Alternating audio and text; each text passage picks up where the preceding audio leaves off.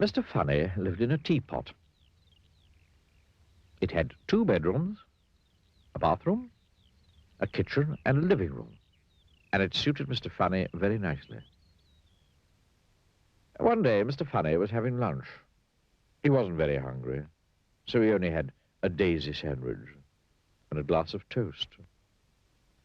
Delicious, he murmured to himself as he finished his funny lunch. After lunch, Mr. Funny decided to go for a drive in his car. Mr. Funny's car was a shoe. Have you ever seen a car that looks like a shoe? It looks very funny. As he drove along, everybody who saw him laughed to see such a funny sight. He passed a worm at the side of the road. The worm thought Mr. Funny in his funny car was the funniest thing he'd ever seen. He nearly laughed himself in two. He passed a pig in a field. The pig thought Mr. Funny in his funny car was the funniest thing she'd ever seen. She nearly laughed her tail off. Even the flowers he passed thought that Mr. Funny was the funniest thing that they'd ever seen. They nearly laughed themselves out of the ground. Eventually, Mr. Funny came to some crossroads. He didn't know which way to go, so he looked at the signpost. One of the signs said, "To the zoo." "Oh, that'd be fun," thought Mr. Funny to himself. So he drove his shoe towards the zoo. When he arrived at the gate of the zoo, he stopped. It was closed. "I'm sorry," said the zookeeper.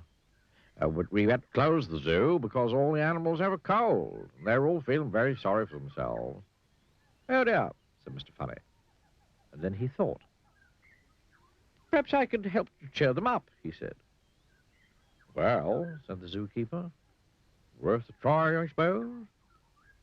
And he opened the gate. Mr. Funny drove into the zoo in his shoes. First thing he saw was an elephant. It was true. The elephant was feeling very sorry for herself. Very sorry indeed.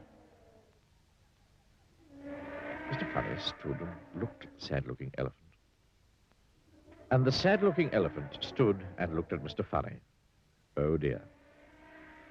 Then, do you know what Mr. Funny did? He pulled a funny face. Mr. Funny, as you can imagine, is very good at pulling funny faces. The elephant giggled. He'd never seen anything so funny. Mr. Funny pulled another funny face. And the elephant burst out laughing. The elephant laughed and laughed and laughed. Oh, he laughed so hard, she nearly laughed her trunk off. Oh, and she felt a lot better. Mr. Funny went over to the lion house.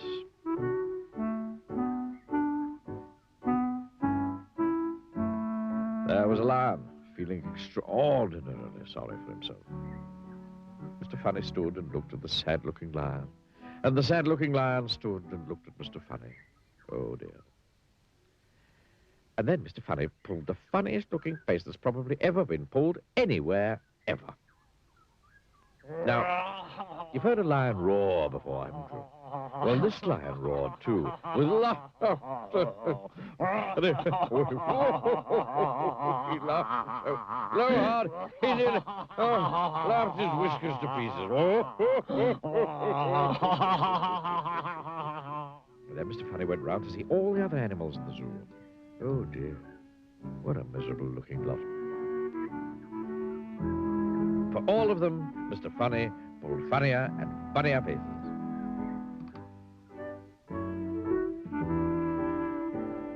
The big brown pig giggled, then burst out laughing, and the giraffe laughed so hard she nearly laughed her neck into a knot. And the hippopotamus nearly laughed himself out of his skin, and the penguins nearly laughed their flippers flopping. The leopard. Oh, you should have seen him. He laughed so hard, he nearly laughed his spots off. His spots off. Oh, what a pandemonium.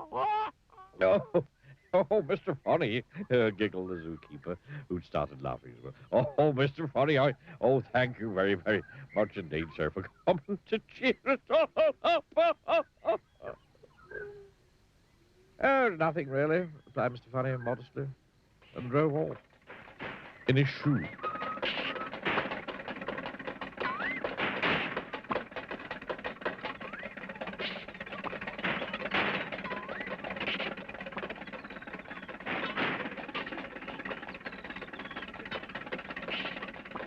Later, when Mr. Funny arrived home, he chuckled to himself. Well, he said, well, that's the end of another funny day. And he parked his shoe and went inside his teapot. And because he was feeling thirsty, he made himself a nice hot cup of cake.